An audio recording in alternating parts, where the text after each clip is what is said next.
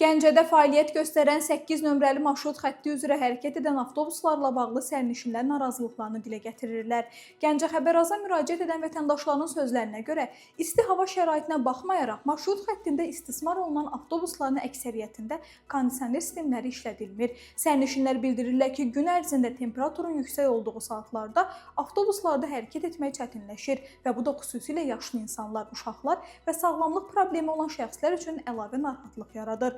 Onların iddiasına görə, Azəravtonəqliyyat MMC-yə məxsus 8 nömrəli marşrut xəttində xidmət göstərən avtobuslarda kondisioner sistemləri qəsdən istifadəyə verilmir. Sərnişinlər hesab edirlər ki, bu vəziyyət ictimai nəqliyyatda xidmət keyfiyyətinə mənfi təsir göstərir. Vətəndaşlar yay mövsümündə sərnişinlərin rahatlığının təmin olunması üçün avtobuslarda kondisionerlərin işlək vəziyyətə gətirilməsini və nəzarətin gücləndirilməsini istəyirlər. Məsələ ilə bağlı redaksiyamız tərəfindən Azəravtonəqliyyat MMC ilə əlaqə saxlamaq cəhdləri nəticəsiz qalıb. Xatırladaq ki, bir neçə gün əvvəl Gəncə şəhərində fəaliyyət göstərən 2 nömrəli marşrut xətti üzrə hərəkət edən avtobuslarda da analoji problemlə bağlı sərnişin şikayətləri səsləndirilmişdi.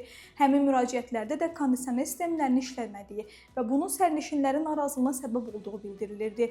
Qeyd edək ki, Gəncədə fəaliyyət göstərən və nağdsız ödəniş sistemi ilə təchiz edilən Bakubas MMC-yə eləcə də 2 və 8 nömrəli marşrut xəttinə məxsus avtobuslarda gediş haqqı 60 qəpik təşkil edir.